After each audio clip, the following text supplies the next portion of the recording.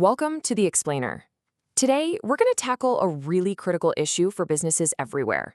Why are so many companies, even after pouring huge amounts of money into AI, just not seeing any real results? And more importantly, we're going to look at what the successful ones are doing completely differently. Let's dive in. So let's kick things off with a pretty shocking number. A recent survey from MIT and the Boston Consulting Group found that a staggering 70% of companies say they're getting minimal to zero impact from their AI efforts. I mean, just let that sink in. 7 out of every 10 companies are putting money into AI and getting basically nothing to show for it. And that, of course, leads to the billion-dollar question that every single leader should be asking themselves right now. If AI is supposed to be this incredible, transformative technology, why is the reality for most companies so meh? Where's the breakdown? Well, the heart of the problem actually has a name. It's called AI tinkering. And it's that approach we see all the time, right? Running these small, isolated little pilot programs. They might be fun experiments, sure, but they're stuck in a lab somewhere. They never get deployed at a scale where they can actually move the needle and create real economic value. Okay, so here's what we're going to cover in this explainer. First, we'll really dig into this tinkering trap. Then, we'll walk step by step through a proven 5-part blueprint for real AI transformation, and we'll use some amazing examples from companies you already know that have actually pulled this off. All right, first up, let's get right to the core of why this piecemeal approach, just kind of dipping your toes in the AI water, is almost always doomed from the start. The huge difference here really just boils down to mindset. Tinkering is all about small, hesitant little experiments. Transformation, that's about aggressive, large-scale deployment. See, it's not about making a cool demo for a presentation. It's about fundamentally rewiring the core processes of your business. It's that massive shift from asking, let's see what this AI thing can do, to declaring, this is how we are going to operate from now on. Okay, so how do you actually escape that tinkering trap and start transforming? Well, it all starts with laying the right strategic groundwork. You got to do this before you write a single line of code. Now, deep research into the companies that are winning with AI has identified these 10 specific actions as the blueprint. And here's the most important takeaway. The winners don't just pick and choose a couple of these. They attack all 10. This isn't some a la carte menu, right? It's a full-blown comprehensive strategy. It covers everything from your goals and your partners to mastering your data, building the right IT architecture, and really committing to continuous investment. A half-hearted effort is just going to fail. So let's break this down, starting with 2 really foundational ideas. First off, you need one single ambitious goal, not 10 small ones, one big one. And second, you have to realize from day one that you absolutely cannot do this alone. You need to build an ecosystem of partners. Take Deloitte, for example. Their goal wasn't just to, use a little AI in their audits. No, it was to create Omnia, a single global AI audit platform.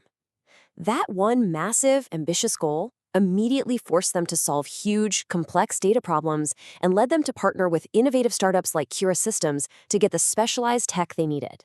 Okay, the next step is completely non-negotiable. You have to master analytics. At its core, machine learning is just fueled by data.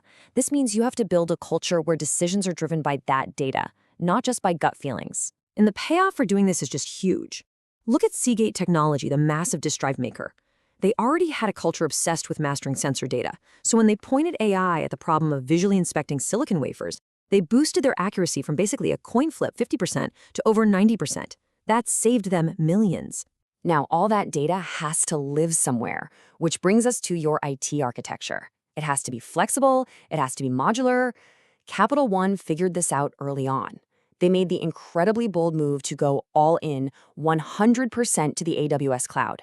And that decision gave them the scalable, cost-effective foundation they needed to crunch massive streams of data in real time. All right, so you've got this strong foundation in place. Let's look at how this all actually translates into the day-to-day operations of the business. This is really where the rubber meets the road. The goal isn't to build some fancy AI tool that just sits on a digital shelf. It's about embedding it directly into how people do their jobs every single day.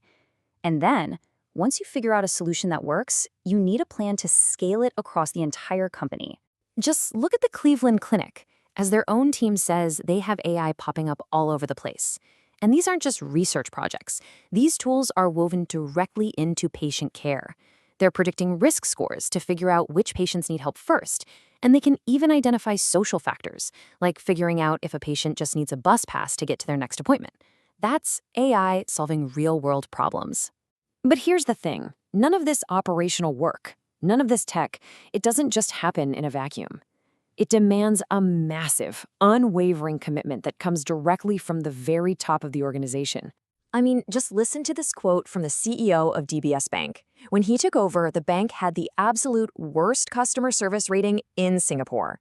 He led a cultural revolution so profound that it totally changed who they hired, leading him to proudly declare they now had twice as many engineers as bankers. Now that is top-down commitment. And, that commitment has to be backed up with serious, continuous cash. We're not talking about a small, one-time project budget here. Companies like CCC Intelligence Solutions, who build AI for the auto insurance world, they spend over $100 million every single year on their AI work. And where does all that investment go? A lot of times, it's used to unlock value from brand new sources of data. CC's huge breakthrough came when they figured out how to use AI to analyze smartphone photos of car damage. And that created this powerful virtuous cycle, right? More photos led to better AI models, which brought in more business, which in turn generated even more photo data. So, after all of this, after chasing all 10 actions, making these huge investments, completely changing the company culture, what's the ultimate payoff? What do you get for all that work? Well, the conclusion from all the research is just crystal clear. This isn't just about getting a little more efficient. The companies that go all in on AI, the ones that apply it aggressively and weave it deep into their strategy, they're the ones that are going to absolutely dominate their industries for decades to come. And that really leaves us with one final and, I think, crucial question. It's not about if you're using AI anymore, it's about how. So you have to take a really hard look at your own organization and ask, are we just tinkering around the edges, or are we truly building a plan to transform?